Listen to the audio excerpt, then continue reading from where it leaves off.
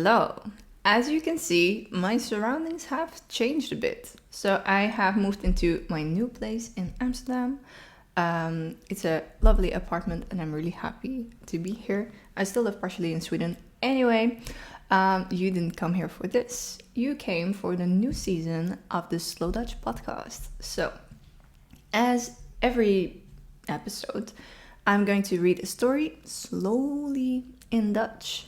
And then I'm going to read the story again, Dutch, English, etc. And then I will read the story one more time in Dutch, a little bit faster than the first time.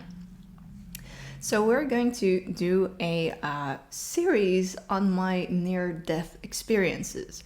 I have written them out and we're at number 7 now, but I'm pretty sure that I've missed one. My life is turbulent. So, indeed, it's a series. Hier gaan we. Here we go. Ik ga een kleine serie maken over de keren dat ik bijna dood ben gegaan. Mijn leven is best turbulent om een of andere reden. Dus ja, het is een serie. De eerste keer dat ik bijna doodging, was ik een baby. Toen ik 6 weken oud was, had ik kinkhoest. It's the whooping cough. I do not expect anyone to know that. But yeah, kinkhoest, whooping cough. Ik kon bijna niet ademen door slijm in mijn longen. Ik stopte soms met ademen, zo erg was het. Op een middag was er een keukenverkoper in het huis. En hoestte ik heel veel en toen helemaal niet meer. Het was stil. Het was doodstil. Mijn moeder was alert en rende naar mij toe. Ze zag dat mijn gezichtje paarsgrijs aan het worden was. Ze twijfelde niet en ze stak 2 vingers in mijn keel en trok een prop slijm uit mijn keel. Ik kon weer ademen, gelukkig. De keukenverkoper viel flauw.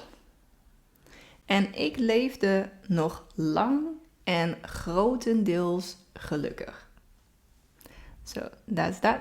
Now we go to the part of Dutch English. Also, I want to tell you guys, in case you don't know, I teach small group courses. I do not do private lessons anymore because it's really not scalable. And I would love to teach you too. If you can follow this very well, then you're probably around A1-ish. And then I can get you to, well, depending on how much time you have and how much passion you have, I can get you to a good A2 or even a B1 in 8 weeks if you are up for it. So you can go to my website, JeDutchy.com. And there you go. Oké, dus ik ga een kleine serie maken over de keren dat ik bijna dood ben gegaan. I'm going to make a little series on the times I almost died. Mijn leven is best turbulent om een of andere reden. Dus ja, het is een serie. My life is pretty turbulent for some reason. So yes, it's a series. De eerste keer dat ik bijna doodging, was ik een baby. The first time that I almost died, I was a baby. Toen ik 6 weken oud was, had ik kinkhoest. When I was 6 weeks old, I had the whooping cough. Ik kon bijna niet ademen door slijm in mijn longen. I could hardly breathe because of mucus in my lungs. Ik stopte soms met ademen. Zo erg was het. I sometimes stopped breathing. It was that severe. Op een middag was er een keukenverkoper in het huis. One afternoon, a kitchen salesman was in house. En hoestte ik heel veel. En toen helemaal niet meer. And I coughed a lot. And then not at all. Het was stil. Het was doodstil. It was quiet. It was dead quiet. Also, little safety tip. If someone is kind of choking and they are not able to cough, that's dangerous. If they're coughing, they can breathe because they're coughing. So then, it's not that bad. But if they're not coughing, just a little tip, then it's really bad and you probably should do heimlich or something. Anyway, let's continue. Mijn moeder was alert en rende naar mij toe. My mother was alert and ran to me. Ze zag dat mijn gezichtje paars-grijs aan het worden was. She saw that my face was becoming purple-gray. Ze twijfelde niet en ze stak 2 vingers in mijn keel en trok een prop slijm uit mijn keel. She didn't hesitate, twijfelen, and she stuck 2 fingers down my throat, keel, and pulled a ball of slime out of my throat. Een prop slijm, a ball of slime. Ik kon weer ademen. Gelukkig. I could breathe again. Fortunately. De keukenverkoper viel flauw. The kitchen salesman fainted. Flauw vallen is to faint. So you need to conjugate the verb, vallen, and then you need to add flauw. So, ik val flauw. I am fainting. En ik leefde nog lang en grotendeels gelukkig. And I lived happily ever after, for the most part. Well, that was the Dutch English part. Are you ready for the final part to really remember these words? Here we go. A little bit faster. Try to also keep track of my pronunciation. Ik ga een kleine serie maken over de keren dat ik bijna dood ben gegaan. Mijn leven is best turbulent om een of andere reden. Dus ja, het is een serie. De eerste keer dat ik bijna dood ging, was ik een baby. Toen ik 6 weken oud was, had ik kinkhoest. Ik kon bijna niet ademen door slijm in mijn longen. So, door is very nice because, you probably know want and omdat. Well, if you're at A1ish, you probably want to use want more often because omdat changes the sentence structure. Anyway, door is even simpler because if you use door, you can name the cause right after and you don't have to make a whole sentence. Let me just repeat.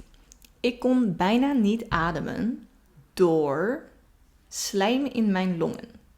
So, mucus in my lungs. That's not the whole sentence. You don't have to do anything with a verb or whatever. With door, you can just name the cause right after. It is quite handy. Dus, ik stopte soms met ademen. Zo erg was het. Op een middag was er een keukenverkoper in het huis. En hoestte ik heel veel en toen helemaal niet meer. Het was stil. Het was doodstil. Mijn moeder was alert en rende naar mij toe. Ze zag dat mijn gezichtje paarsgrijs aan het worden was.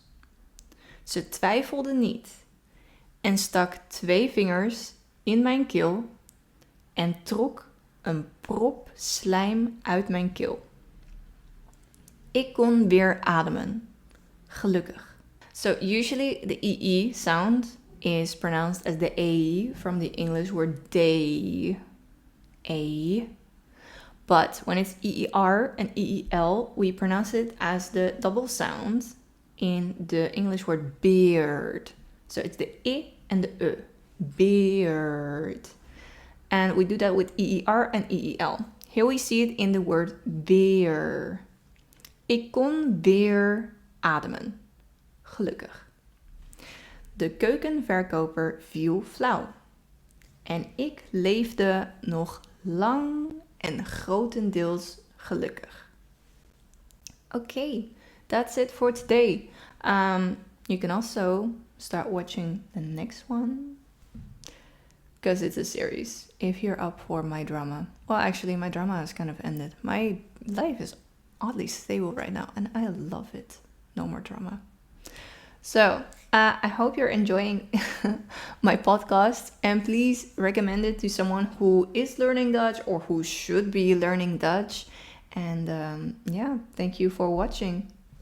On another note, I still need some watch hours because I don't know if you know, but if you want to get monetized on YouTube, you need to get 4,000 watch hours within a year now. It used to be in all time, and now it needs to be in 1 year.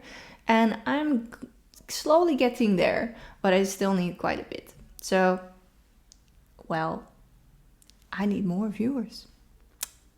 Thank you so much for being one of them, though. See you next time. Bye bye.